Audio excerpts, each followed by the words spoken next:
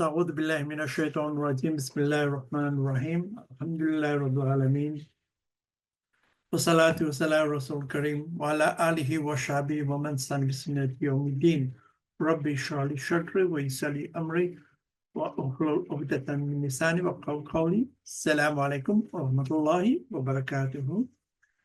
Welcome to this free webinar and thank you for being here and joining us. And today we're going to explore, in fact, there are two parts to this particular presentation. The first part is I'm going to give a lecture, a little talk, not a lecture, presentation on, some aspect of Islamic counseling, Islamic psychology, and which is entitled basically, healing the soul, integrating Islamic principle in psychotherapy. And then the second part would be, introducing some aspect of our very, very popular course. It's been running for many years, many years now. And we've trained over, hundreds and hundreds of people in different disciplines and from different countries. So, like I said, the first part would be this little introduction, and then we move on to the second part, which is the orientation to the course itself, some aspect of it, and the third part it would be to do with some question and answers relating to this particular course. Let's start. So in fact, this is not a sermon or religious class, but in fact, it's just a journey to understanding the human psyche, the human mind, on Islamic and therapeutic perspectives. Let's move on. Now, I just need to let's begin by looking at the Islamic understanding of the soul. Now, there's consensus that we tend to the soul, the nerves of the self, but also people call it the souls. But we, in the purists in Islamic psychology, tend to call it the self. But that's a different matter.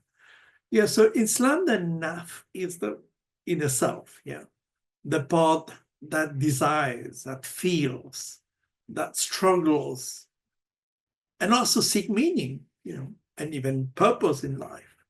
So it's not if I use a Freudian word, ego or identity in the Western sense. It is the very essence, of our spiritual and moral being. In fact, the Quran described the nafs in three broad categories. This is from the Quran itself. Nafs of Amara or Bisu, the commanding soul, the nafs of Lawama, which is the reporting soul, and finally, the third one is the nafs of Mutmaina, which is the tranquil or peaceful soul. I'm just going to try to dissect it a little bit, each of these different stages. They're called stages of the soul.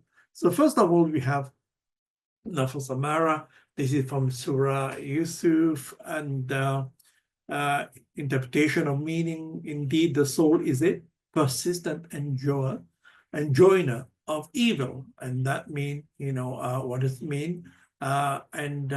It introduced this verse introduced the nafs of Amara, which is the commanding, or sometimes we can call it impulsive soul, which is inclined toward base desires. In therapy, this maps into concepts like impulsivity, craving, unregulated behavior, and deviant behaviors. But it's a critical part of the understanding of the inner struggle, which is the jihad al-nafs, and the spiritual psychological journey of the nafs. So, and the second one is the nafs of Lawama, which is from Surah Qiyamah, Surah 75, verses 2, interpretation of meaning, and I swear by the self-reproaching selves. So this soul refers, or this verse refers to the nerves, of course, of lawama, the soul that is self-critical, very critical. It's basically morally or ethically conscious. Yeah. In Islamic thought, this state reflects an inner moral compass, and of course, and it's also an awareness of our own deficits, our own flaws, and very much aligned with the concept of conscience in psychological models of self-regulation and guilt. And then you have the third one, which is the nerves of Mutmainah, the tranquil soul, and it is from Surah Al-Fajr, O tranquil soul, return to your Lord, well pleased and pleasing, and so forth. Interpretation of meaning. Now, this passage beautifully captures the ultimate state of the nerves of Mutmainah. The peaceful, contented soul with sakina, with tranquility, offering both a form of spiritual and therapeutic vision of not only inner peace, but also fulfillment. Now, what are these concepts relevant to therapy? So what make this model signal for therapy is that these states of the nerve, or stages of the nerves, correspond in some ways to the development of the self, in the sense that Namara reflect like impulsivity, very reactive, lack of self-control, or some sort of moral deviancy or moral disengagement. Then you have the nerves of lawama, which mirrors form of guilt and self-evaluation, which seen in, for example, in one of the approach, which we call the cognitive behavior therapy, or CBT. And finally, you have the mania, which represents a therapeutic goal, the working towards inner peace, work towards resilience and alignment between our core values and also our behavior. Now, these Islamic concepts are not just abstract theology, because they offer a spiritual vocabulary that can be incredibly validating for Muslim clients or patients who see their emotional challenges not simply as mental illness, mental disorders, but as a spiritual imbalance they're called to work through. And there's also, the therapeutic relevance that, we said, I mean, the same thing, that's the previous slides is basically the first mirror of psychological model of impulse, which create guilt, and then maybe peace, provide some sort of faith-informed framework for Muslim client. Of course, it also provide moral growth and inner transformation. Now, where is the Quranic foundation for all these? Now, if you look at Surah Ash-Shams, Surah 91, verses 9 to 10, interpretation of meaning, it is said that he has succeeded who purifies it, which is the soul, and he has failed, corrupts it. Now, what does this mean? Purification is tazkiyah, which means there's a spiritual and psychological healing. I don't know whether I have it in the next paragraph. I don't. Anyway. And then you have integration point, where you have the faith plus therapy provides some form of holistic transformation. So in Islamic traditions, psychological distress is not purely medical or physical or behavioral dysfunctions. it is seen as a spiritual disequilibrium, a self or a soul that has become distant from its fitra. Very important concept in Islamic psychology. The fitra into the pristine or innate purity. Or when these are misaligned, then then we have a problem. And sometimes, it's moving away from what we call divine guidance.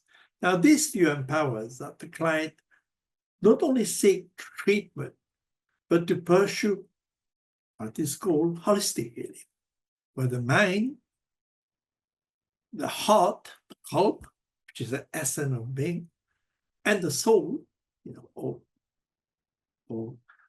body, psyche, mind, and spirit are all intertwined, all embedded. So the heart, mind, and soul are all part of that journey of recovery. So from a therapeutic lens, this is very profound because it tells us that healings and growth require active effort in not only recognizing and reforming a healthy pattern, but also a spiritual form of self-awareness and self-regulation. And this is deeply aligned with therapeutic goals as well. So what does research shows? This is the role of spirituality in mental health. Some brief overview of research. If you look at the evidence, so over the last few decades, research in mental health has increasingly affirmed the importance of spirituality and religious belief in emotional well-being, because people with a spiritual framework often report, for example, lower level of depression and anxiety, and show better resilience during stressful or traumatic events, as if they have some sort of emotional intelligence. For many, belief in higher purpose, divine justice, and a sense of connection with God, the Almighty, or Allah, offers a very powerful source of strength. This becomes especially relevant in therapy when clients are navigating deep pain or trauma, even uncertainty. Now, the Islamic tradition offers a rich, spiritual tools that align naturally with psychological coping strategies. Prayer, salah, is not a ritual. It's a structured moment of contemplation, 5 times a day. It gives pause, reflection, spiritual grounding, and also it removes you from haram behavior, basically. And then you have zikr, remembrance of Allah, helps mind to focus and reduce a lot of obsessive and also sometimes negative thought pattern. You have supplication. Dua is the weapon of the believer, and it's not only spiritual practice, but also it has an emotional outlet. When one is allowed to express vulnerability and pain without any form of judgment. Of course, the important thing is reliance on Allah, trust in Allah, tawakkul Allah, helps clients to surrender what they can't control, alleviating the constant worry and fear about the future. And I say these practices offer a way to process life emotionally and spiritually, rather only from a cognitive point of view, from a sort of thinking point of view, to put it that way. Now, there's powerful hadith, if I'm correct, of Prophet Sallallahu Alaihi Wasallam. This is from Sahih Muslim. Prophet said, the strong believer is better and more beloved to Allah than the weak believer, while there's good in both. So strength here is holistic, spiritual, physical, and emotional, because it encourages believers to seek strength whether through faith, self-regulation, or resilience. And also it reminds us as therapists, parents, teachers, community leaders, not to stigmatize struggle, but to view strength as the courage for healing and growth. Now, how do we apply all this in therapy? Now, when working with Muslim clients, especially those who already value their faith, have strong iman, have iman, full stop, integrating spiritual practice can help bridge psychological technique with personal meaning. In trauma work, for example, reframing the trauma as a test rather than a punishment can transform the healing journey, the growth anyway. Tools like reflective journaling that include dua or even contemplation through zikr, can deepen the impact of therapy. So it's not about preaching. It's about honoring what the client already find meaningful, and also overpowering. So what are the key takeaways? The key takeaway in this is spirituality is not just a separate category from mental health, especially in a faith-centered community. Healing happens most powerfully when we honor both the heart, the qalb, and the soul. So by integrating spirituality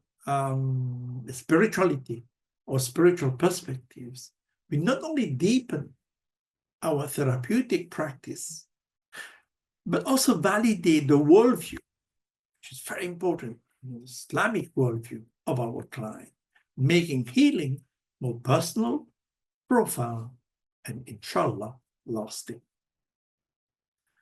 You have different type of therapy. I'll just give you one. For example, you have Islamic-based modified cognitive therapy, and which can use reflection and challenging negative thoughts and so forth. I'm not going to deal with that. But for example, somebody said, I'm hopeless, and one could use Quranic verses or metaphor or stories, but in that case, you're going to use, a particular verse of the Quran where you tell the person, despair, of Allah's mercy and so forth. So when we talk about CBT, one of the approach we look at in the course anyway, and then is that, one of them is CBT, is that, it focuses on our thought, shape, emotion, or behavior. Interestingly, this aligns deeply with the Quranic principle of tafakkur, or reflective thinking. So as I said, when clients say I'm a failure, so forth, you always can use one of these verses. There are many verses in the Quran.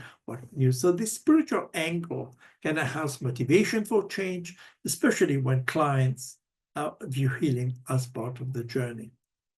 There's also, I don't like to use the word mindfulness, but nevertheless, there are secular mindfulness. It's about breathing and so forth. But in Islam, we have Islamic contemplation, zikr, and muraqabah, which is spiritual watchfulness. And you combine the present moment focus with divine connection. Because it's in Islamic zikr, awareness that God is always watching, or spiritually forms of contemplation. So when used in therapy, this can help the client both calm the nervous system and also cultivate a sense of spiritual grounding, creating a deep sense of safety and happiness. You also have narrative therapy and Islamic modified narrative therapy. One of the approach we look at, client reshape identity through the life stories. So you can use Quranic narrative, which offer, some sort of spiritual reframing. You can use the stories of the Prophet, Anbiya, Prophet Yusuf, involved betrayal and destiny, Prophet Ayub, illness and chronic illness, endurance, and Prophet Musa, fear and courage. Of course, there's ethics in Islamic, in the core ethics in amana, trust, adala, justice, and rahmah. Now, Islamic ethics provide a more powerful foundation for therapeutic work. And these principles enrich our ethical commitment and reinforce the sacred trust in the therapist or patient-client relationship. If we move on to a case example, you have a patient who struggles with anxiety, and you start with basic grounding. For example, maybe breathing, sensory focus. Then you integrate these first, in Namara, in Namara, indeed with hardship come ease. As you can see how, but you have to have knowledge of Islamic studies, Islamic science, as well as Islamic psychology to be able to do that. So basically the correct message which I use can be repeated as part of the grounding, and so forth. So there's also there are practical consideration when using Islamic psychology or Islamic psychology. You always ask permission. You always assess the client comfort with faith-based approach. Never assume that people have, although they may be Muslim, doesn't mean that they have iman, they practice and so forth. So you have to be very careful about. And also integration doesn't mean preaching. It's about respecting client worldview and also creating a healing process anyway, and so forth. So to summarize conclusion, whether you're a therapist or a client or community leader or whatever, what does the healing the soul mean to you? And Islamic principles went forth integrated and enhanced psychotherapy by, in fact, acknowledging the full human experience, which is mind, the body, and the soul. The interaction between these three components. Thank you very much for your attention. I would move on to I'm going to move on to the next program before we take some questions. I need to share. Where is it now? To stop sharing and sharing something else. Give me a second also. Islamic counseling. We're about date anyway. And counseling level 2. Of course, there's level 1. We have a course team. I have, I'm one of the team, but also we have people from organization called Ihsan and other people outside that as well. But Dr. Mahmoud Khan and Sheikh Said Nasser, they form part of that team. And also we bring sometimes guests, speakers, and so forth. So, but this is the core of the team. The majority of the presentation are based on my book, which I've got to put it here, in fact. And it's when you do the course, you're going to get it. It's called Islamic Psychology and Counseling. It's published by Routledge. It's the second edition because the first one was 2016, which has been translated in 5-6 languages. And the second edition, which the revamped and updated, is called Islamic Counseling and Psychotherapy. It's from Routledge. I think you can get ebooks and so forth from Amazon or Routledge anyway. This will be the textbook for the course. The course theme in the course, what we try to do, of course, it doesn't make you a counselor. It doesn't, you're not, going to be a proficient counselor. No, this is not the aim of the course. It gives you an understanding of looking at different approach to psychology and how we can integrate Islamic knowledge, Islamic ilm, Islamic approach, or basically the Quran and Sunnah within, our therapeutic approach. So, it provides more or less, it move on from counseling level 1 to counseling level 2. It gives you an understanding. So you need to have some basic knowledge of psychology, but you can still do it if you do some work, because otherwise you would have problems in terms of not knowing a lot of psychological terms. So I would suggest for those people who doesn't know, try to have a look at some basic psychology books, and or basics, Islamic psychology books, and And so what it does, it's let me move on to that. Let's look at the themes, the different themes. Of course, we look at the foundation of Islamic counseling and psychotherapy, and of what is the foundation based on Tawheed, of course, Tawheed paradigm, or monotheism, and then we look at, the difference between, psychology and Islamic psychology, or Islamic therapy and mainstream therapy. We look at the fitra, because this is the foundation of fitra, is part of human nature and human development and so forth. We look at the psyche. We look at other states as well. Then we move on to looking at Freudian psychoanalysis. Now, a few years ago, before 2014, 2000 something other, when I was practicing as a psychotherapist, I found that some of the practice I was doing may not be compatible with our Aqidah, our Sunni Muslim Aqidah, Ahlus Sunnah wal Jama'ah. So one of the point was writing a book about how we can modify some of the approaches, or even reject them, because then they are not congruent with Islamic belief and practice. So that's what the book was about anyway. Of course, like I say, it's second edition. It was published this year, in fact, 2025. So looking at psychoanalysis and to find out, right, this is what Freud said and so forth. We go very briefly into, about Freud, but more focus on, how congruent is the work of Freud to translating into therapy. So, whether is it compatible with Islamic belief or your Aqidah, or is it not, or what part of it is? For example, if you say, okay, Freud used dream analysis, but it's not the same. It's not the same as prophetic dream analysis. So we can't use his dream analysis, but we can use prophetic dream analysis, just an example. So then we look at Jungian. Jungian is very interesting because it's got a lot of spirituality into it, because Freud believed that, religion is a form of neurosis, which means you're mad, inverted commas. Jung tend to look at spirituality very much in terms of, even in fact, he did study, he tried to compare, there's a lot of concept in Jungian work, collective consciousness and many other concepts.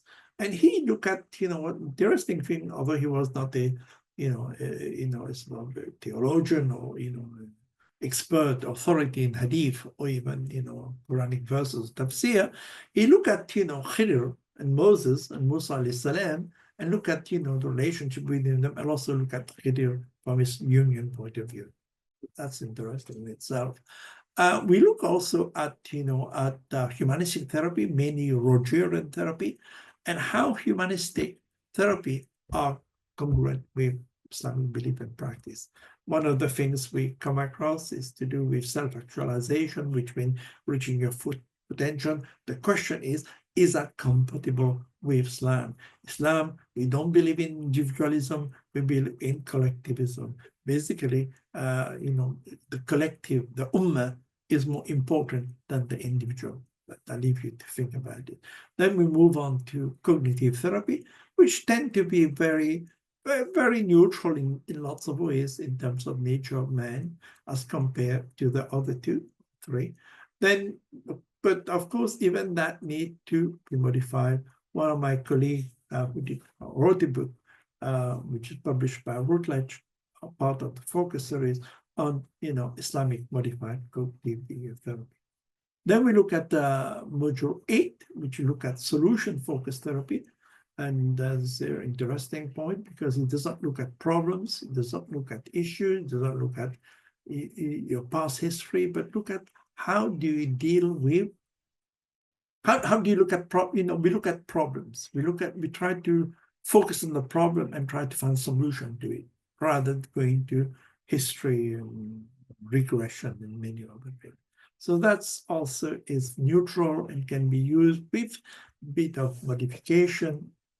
Of course, we look at marriage therapy and pre-marriage marital therapy. Of course, premarital courses, they are very effective, and people who've done it tend to be generally, most of the studies are not for Muslim, but nevertheless, it teaches that, that people who does pre-marriage therapy or counseling, the rate of divorce, the rate of breakdown, and many other things are less anyway. And then we look at narrative therapy, which I talked about before anyway, use of metaphor, use of stories from the Quran, and use of metaphor from the Quran, and so forth, verses. We're going to look at that. There's a book on Islamically narrative therapy coming out, inshallah, next year. Hope therapy, finding hope, what's hope therapy? How can we use hope therapy within our therapeutic practice? And of course, we look at journey through the night, dream interpretation, but dream interpretation from a prophetic, from prophetic approach anyway. We look at mental health problem and psychopathology, something brief about overview of what mental health, mental illness about, mental disorders, and brief about it. We also look at how to assess a client, and we look at obsessive compulsive disorders and behavioral therapies, some case studies. We look at evil eye, jinn possession, and black magic. We have a course itself on this, which we run Sunday evening.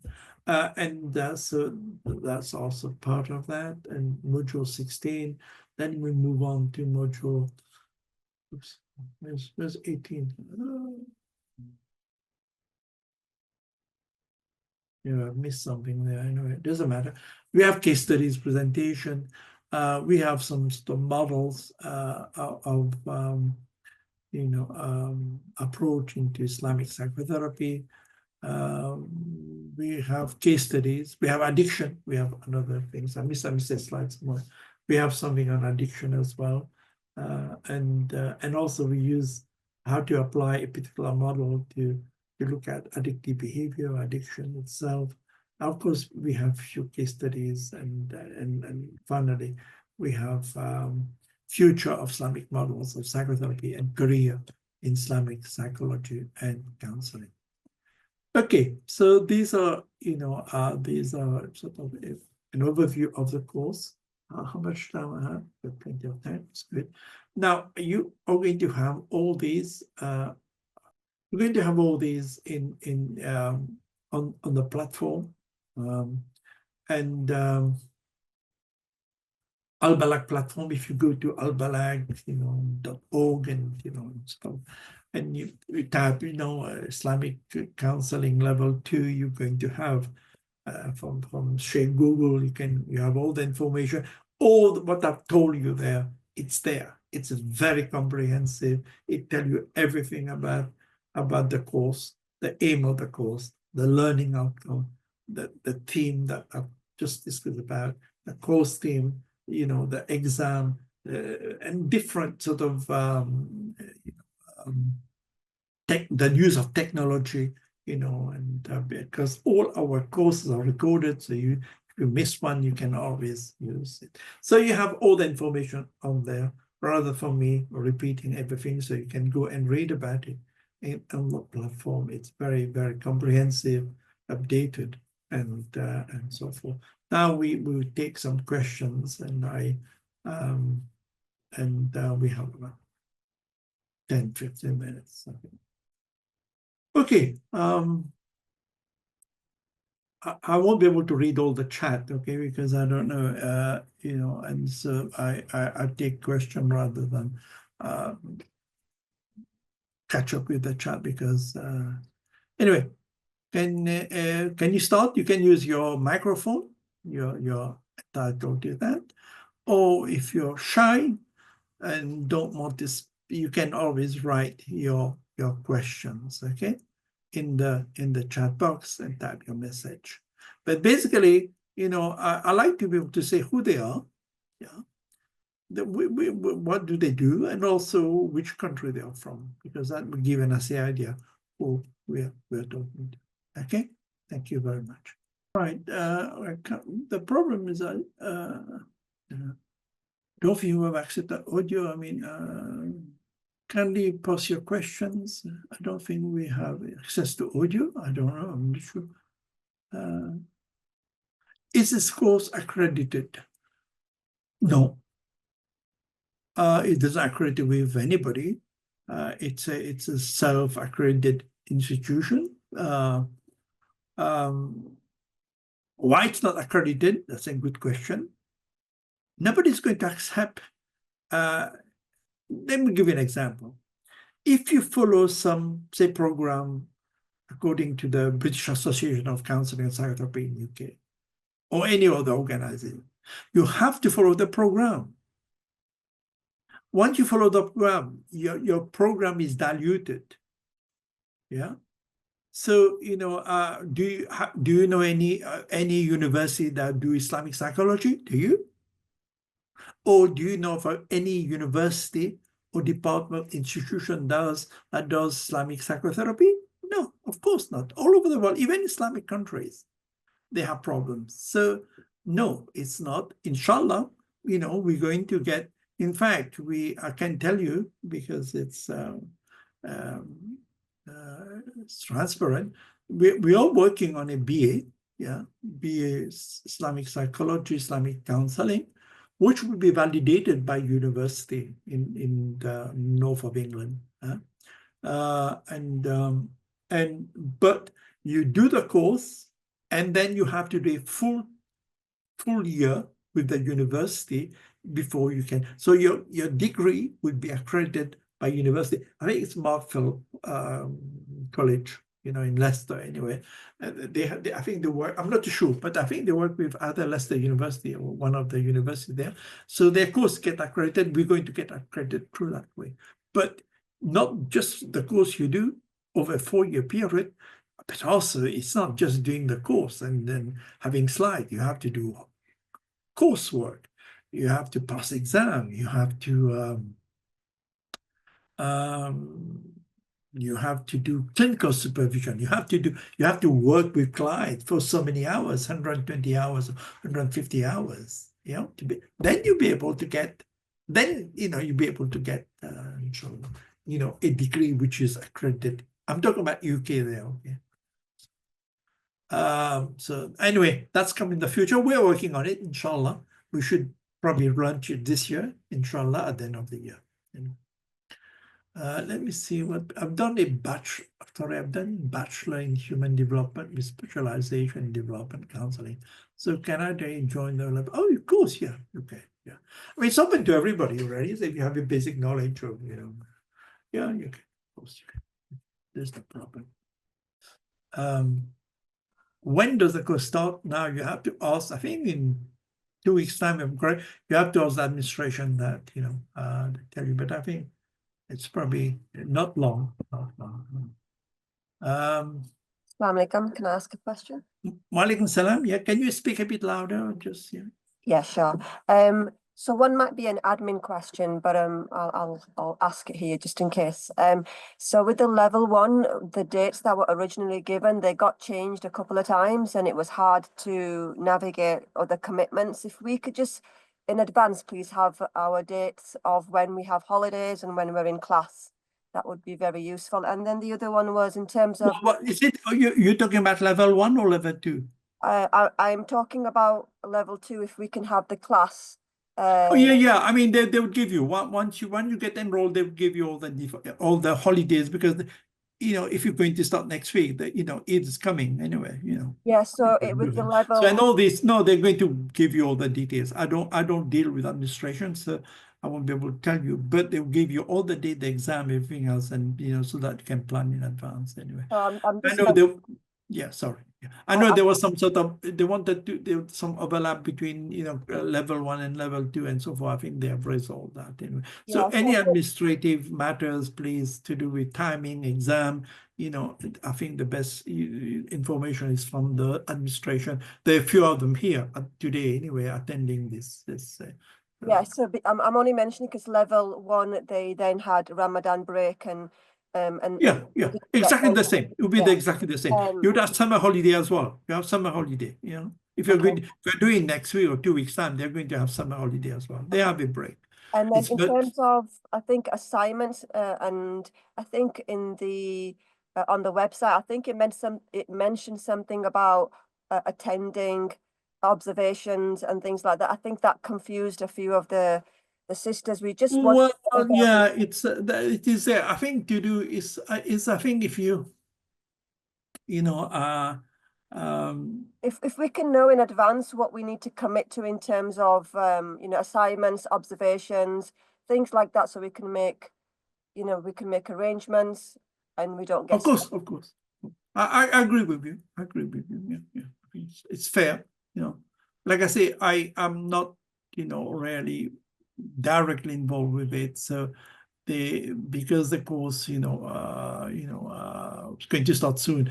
They have the dates. The administration did that date. So if you contact them, write to them, they'll respond to you very quickly. But inshallah, within 24 hours. Appreciate it. Thank you. I hope that resolves it. If anybody has question, kindly raise your hand. Yeah, I don't know. I never use people raise hands, so maybe somebody can control that. Assalamu alaikum warahmatullahi wabarakatuh.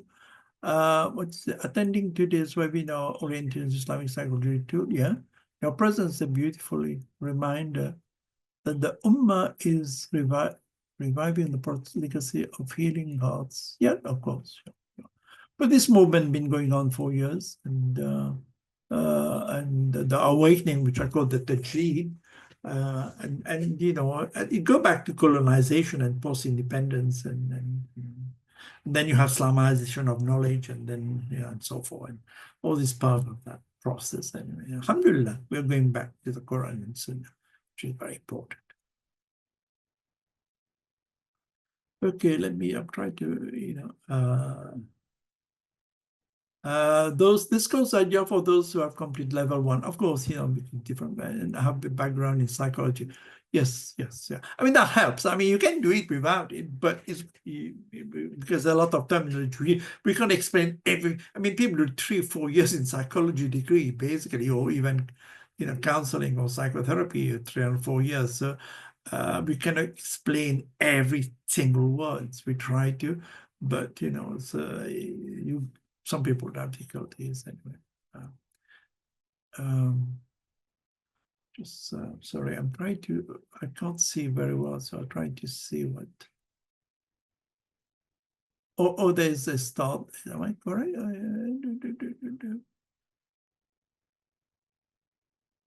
It's not next weekend anyway. Yeah. Assalamu alaikum wa rahmatullahi wa barakatuh. Wa alaikum salam. Sorry. Go on. Jazakallah, Sheikh. My question is, I have a degree, I hold a degree in Bachelor in Forensic Science, though I did a lot of psychology courses on it from the first year till the 5th year we graduated. But I think, is it possible for me to go with level 2? I think so. I think so. I mean, like I said, what we teach you, and that's why I dislike people using slides. The slide that we give you is not enough. It's only about 1/100th of what you should know. So it's basically you have to be proactive in the sense that you have to go and study and read, and you do a lot of work and try to make sense out of it. So yes, I mean you can. You should be able to. No problem, I think. Of course, there'll be some technical words where you probably have to find out, from other references and so forth. And because, like I say, there are 24 sessions. We cannot. This is not a psychology course, yeah. It's a counseling, psychotherapy, course where we look at therapy, the different type of therapy, and how congruent they are with Islamic belief and practice. That's what we look at. Of course, we have case studies. And of course, you bring case studies, or we bring case studies, and we discuss about it. How to deal with certain things, certain clients, and so on. So Jazakallah khairan, ya It's Sheikh. more geared for therapy, for those who have a, you know, done counseling course or therapy course, you know, and they find it more useful because they're going to apply it. You know, of course, it's knowledge, and that knowledge can be used in every. So thank you. Yeah. Okay. Hope you apply. Thank you. Yes, I'm okay, mashallah. Where are you from? I'm from Nigeria, sir. Oh well, good to see. Good to hear from you. Yeah, because my work has to do with kind of mediation and arbitration, so I'll definitely need the Yeah, course, inshallah. yeah, because that would help you, because in the sense that, you know, then you have to try to synthesize what your knowledge with what your work is. Do you see what I mean? It's not, we cannot teach you what you should do in your work, but what can you give Exactly. you the knowledge and the understanding, and you try to integrate what do you think is relevant to your practice anyway, in whatever field you are. Assalamu Mashallah. Thank you alaikum. very much. Walaikum salam. Yes. Yeah. Yes, sorry, I joined this webinar late, so I wanted to ask Where are you a from? question. Who are you? I'm Sumaya, so I have a bachelor's degree in psychology already, so I finished level 1. If I join level 2, would I be able to get, after I get the certificate, do we get the qualification to practice as a counselor? Like, do you get a license or something? Well, no. Well, yeah, like I said, this is not a competency-based course, yeah. And if it was competency, would have essays, written exam, you know, observing in clinical practice. We don't. Hopefully the degree we are going to launch in the near future, inshallah, that would be an accredited, validated course, yeah, in a university in UK. Yeah. But even that, do you think the NHS, sorry, I don't know which country you're from, but anyway, do you think your government would accept that? In many cases, they won't. You know, they might do. They might do. You know, having Islamic psychotherapy. You know, and of course, a lot of people do private practice. You know, which is different. You know. But many organizations would accept it, although it's good to have it. As a practitioner, you can deal with your Muslim client, but doesn't mean that your government, whatever country you are, or organization or professional association in psychology, is going to accept it. I doubt it. Even Islamic countries won't accept it, let alone, you know. So, you know, there's a big issue about this. We are very, you know, we have little all we can do is try to make people think, good, let's go back to the Quran Sunnah and apply it whenever you can within your therapy. In terms of acceptance, and that's a different matter. Yes, I understand. So, what does like after we finish this course, what does this give us exactly?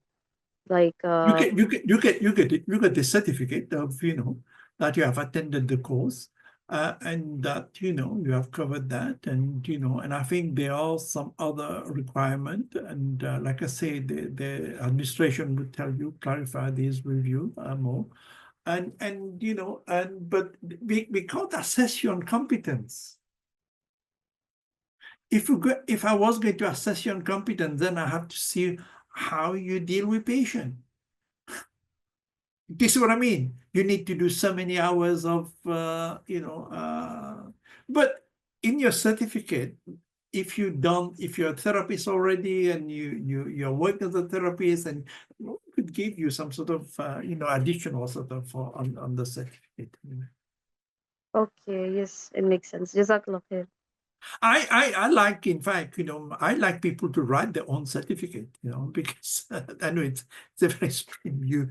I did a course many years ago when I was living in UK at the Mosul Hospital where I used to work, and you know, we did a course on consultation supervision. In fact, you know, we wrote our own certificate, which was amazing because what did you learn from it, you know, and you put on the certificate, which is true, because this is what I learned, you know, and then the person, because that's better than giving you a certificate of anything, doesn't say anything in it anyway, just a certificate. But what did you learn? What did you gain from it? How did you achieve your objective? That's more important. And how also of how you're going to apply for it as well. Apply it in practice. So those knowledge, I've mentioned that yesterday, is like knowing a hadith. Because when you know hadith or having knowledge, you pay tax on it. And the tax, metaphorically mean that you have to apply that knowledge to yourselves or to others. Especially Yes, if you have authentic knowledge. Okay, yes, I sorry. agree with you. Yes, yes, I agree with you. I can't read all of it. Can I just ask, Islamic psychology, are we completely disregarding the Western version of psychology, like Young theories, or is it's good to have a knowledge in them? So, of course, you have to have a knowledge of them. We all of us, including me, I was trained in UK. I was trained in secular psychology, like most of us. Nobody has done this Islamic degree in Islamic psychology. Nobody. Yeah. So we all gone through that phase. We know it. But what we did, we studied Islamic studies. Yeah. Because to practice as an Islamic psychotherapist, I've said that many times in many books, many things, conference, that you have to have knowledge of Islamic science. You cannot practice. How are you going to use verses of the Quran if you don't even know about, Quran? How do you know about life, the seerah, the Prophet Sallallahu Alaihi Wasallam, tafsir? I'm not saying that you need to be hafiza or hafiz. No, you don't need to be like in my colleague would say you need 10 years of practice and the sheikh. No, I don't believe that. I think you need a basic knowledge of hadith. How do you know? How are you going to use hadith when you don't even know hadith yourself? So it's not just, studying Islamic level counsel, al-balag level 2, and I become, a therapist. No, it's not just like that. There's much more. This is just an agenda for you to take it further. Yeah. Of course, going back to the question, of course we're going to look at, but we don't have them to like, we don't, in fact, what people don't understand, we don't reject anything that's evidence-based. We don't reject, because knowledge, where does knowledge come from? Knowledge, whether it is Islamic or non-Islamic, or from Allah. There's no contradiction in knowledge. So, yes, we have knowledge, we have evidence-based practice and psychology, we use it, but it has to be compatible or congruent with our Aqidah. If it's not, we reject it, or in case we modify it. Yes, but we have a lot of Freudian Muslims. Fair enough, that's okay. But this wasn't about Freud or thing. This is about their approach, the therapy. Are they congruent? Yeah. So if somebody is looking for, you have to do a psychology degree to learn about Freud and everybody else. We can only do it. We only have 1.5 hours on psychoanalysis. And within that, we have to say it, we have to give an overview of psychoanalysis and or some of the ego, superego, and so forth. And then look at the therapeutic intervention and how compatible it is. So it's very, very limited. Maybe when we do the degree, it's going to be a bit more. But still, we're not going to teach you secular psychology. We're going to teach you psychology, but based from an Islamic perspective. I know I'm not answering everybody's question because this is from somebody. Yes, sorry, it is repeat question. I was logged on. Of how long is this course for? 24 weeks long, but of course there are going to be holidays and everything else, and so like I say, talk to the administration. They'll tell you, give you information about this. Is it not a qualification? Qualification for what? It is, you done a course, yeah, it is you attend all the things, you've done all the work, yeah, it is. It's a qualification, yeah. So you get a certificate of attendance. There's no issues about that. It's additional into from Islamic perspective. Yeah. Okay, it's additional information from Islamic perspective. Is there no assignment? No, well, yeah, again, because it's not part of that, because then we have to change the course and everything else. No, when we do the proper degree course, then there would be exam, assignment, essays, practical observation, case studies, writing, all these things anyway, observation and so forth. Yeah.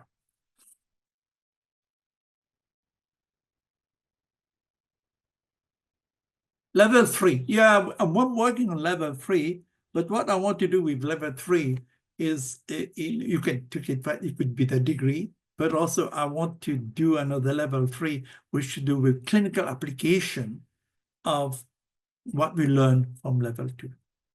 So which means if you're a therapist, you bring case studies.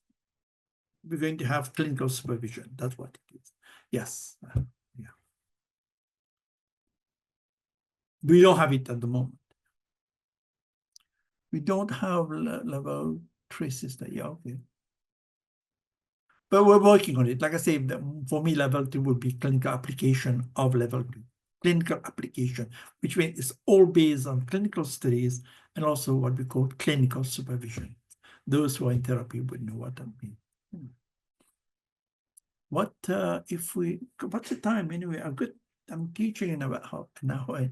What if we miss, if you miss some of the session, it's all recorded. You have a platform, to go into, and the platform tell you everything else, and so forth, and they would have all the recorded courses there and any information there. What will be the degree? The degree, it's a degree, university degree. Yeah. There's no level. It's a 4-year degree. Yeah. And like I say, but on top of that, after following Al-Balag, the way, the validating people want us to do is that you have to do a one year, in a particular, university and so. I can't give you all the detail because we haven't finalized it. We're working on the program. The program is ready. It just needs a lot of work. And also then, that will be advertised. Inshallah, we try to do it last year, but, so things work to be done because then you could say, but like I say, with this course, you're going to have exam. You're going to have essay for each module. You're going to have 2 semesters per year, 8 semesters in all. Some of the semester is to do research. You have to do research, like a degree. You have to do clinical, observation. You have to write case studies. You have to, many other things. You're going to be examined, and you have to do about 150 hours of supervised practice. That means that you have to go and practice in a therapy, in the services, the statutory, voluntary, private, and be supervised. 150 hours. Yeah. So then you have competency. Yeah. And this is the danger. I see it all the time in LinkedIn. Some of you may, people say, oh, I've done a course in, an online course in CBT or whatever it is. Now I'm an expert. Wow.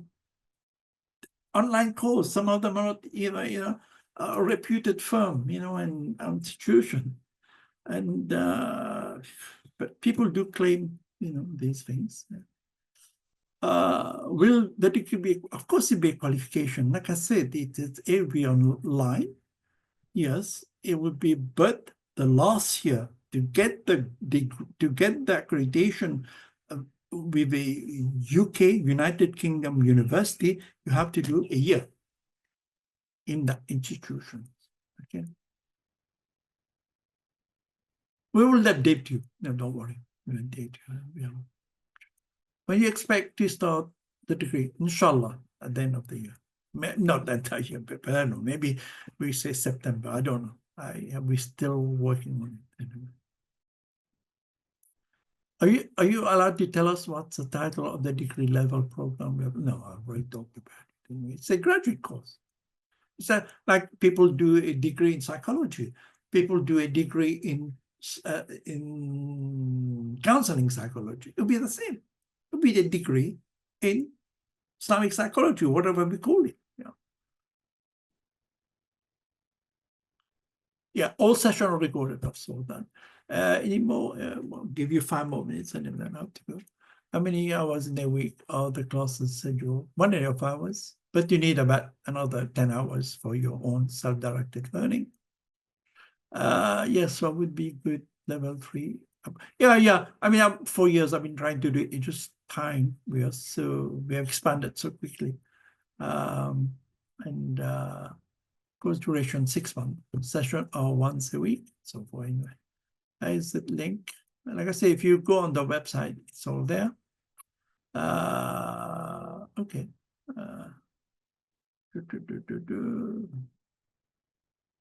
Of course, it helps if you've done level 1. So forth.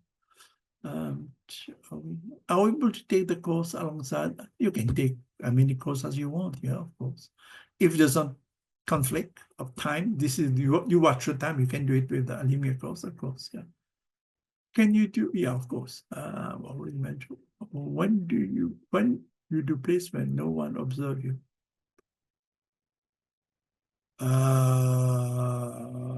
Not for the degree, because you would have a supervisor. Anyway, that's a different thing. Yeah. Okay. There's some course like that you're advised by the tutor, but also you have to get somebody supervisor who's going to supervise you and so forth. Okay.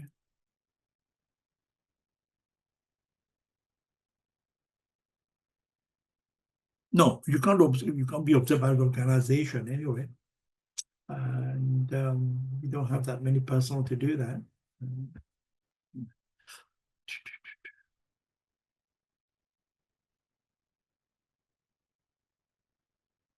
Okay, I think anybody else, and just.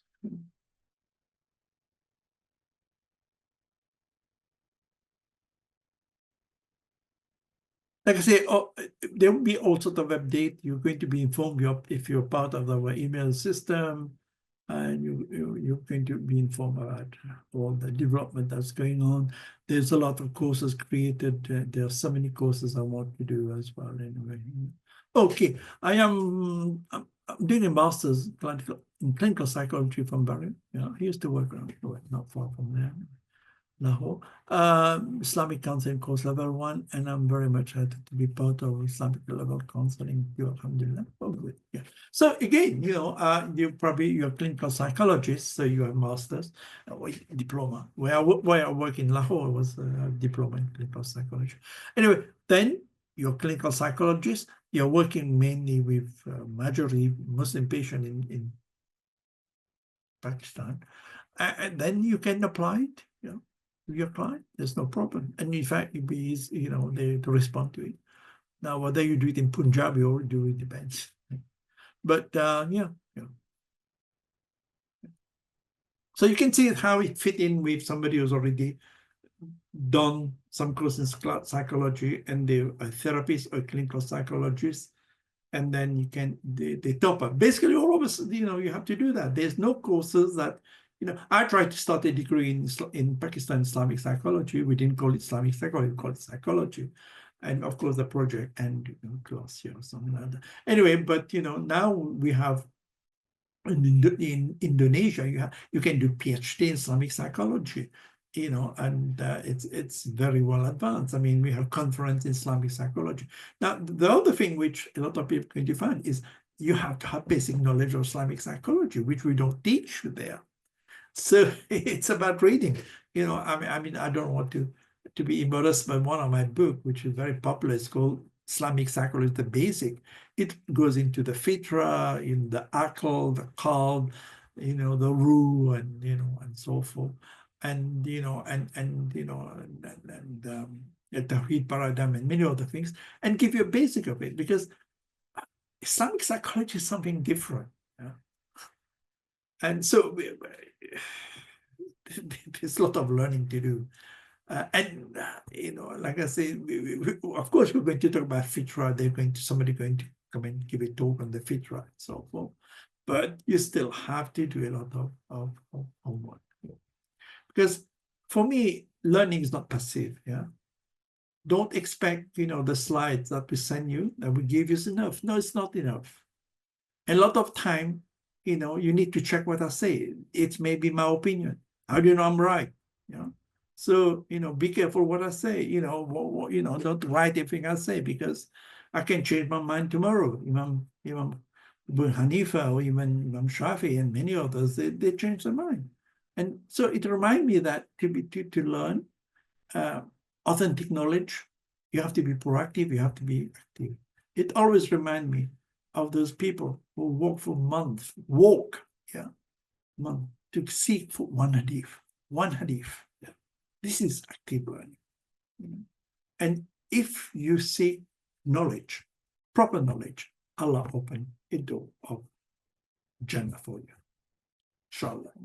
So that's hadith. So yeah, so do not rely just on what we give you. You have to do a lot of reading, which is a problem because most people don't read. That's another issue.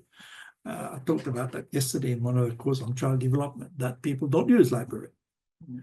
People don't use books, and they tend to get all the information from fake news on internet, TikTok, fitna book, and many others. So, of course, there's some good knowledge on the web, but, how do you differentiate between authentic knowledge and non-authentic knowledge? So anyway, I shall leave now, and because I've got another session in about soon, and I can take one more question maybe. Let me see. Sorry, I have to come near because I can't see the thing anyway. It's too small. When is what? Fees. What's fees? I don't know. I don't know. I don't think that expensive about. It's on the website. Go on the website, you find it. It's everything is there. Then also there's also SAQ, question and all, question you want to know, and they give you the answers as well. So you can there's chat, yeah. There's also stuff if you go on the platform, you can chat to people and so on. So there's lots of. I have a question. Does level 2 certificate give us a license? No. No, it's not a license. As I said previously, if I would give you a license, I'll test you on Islamic psychology. I'll test you on Islamic psychotherapy. I'll test you knowledge of your clinical observation. Have you done 150 hours of clinical practice with clients with mental health problem? Have you produced case studies? Yes, then I can give you license. You can't give license. It's not a license. Although some people think they can do it, but there's no license. It's not license. Okay, I think this is probably the, let me see, the end of, like I say, you could see there on the sort of chat box for any question about the course. There's a link there. You can go there, give you all the answers. Okay, oh yeah, that's Sahih Muslim. Whatever travel a path in search of knowledge, Allah will make easy for him a path. So, okay, thank you very much for attending this free webinar, and hope to see you in the course. And have a good week, and look forward to being of course in 2 weeks' time. And if you have any question, you can always write to me. I'll like to give you my no, I can give you my I'm putting my email. Okay, this is my email. It's Hussein Rassool at Al-Balag. Together, Academy is together. There's no space there. Anyway, .org. That you can write to me relating to the course. Okay, nothing else. Okay, thank you very much. And سبحانك اللهم وبحمدك أشهد أن لا إله إلا أنت أستغفرك وأتوب إليك. السلام عليكم ورحمة الله وبركاته. I have to go because I've got another class.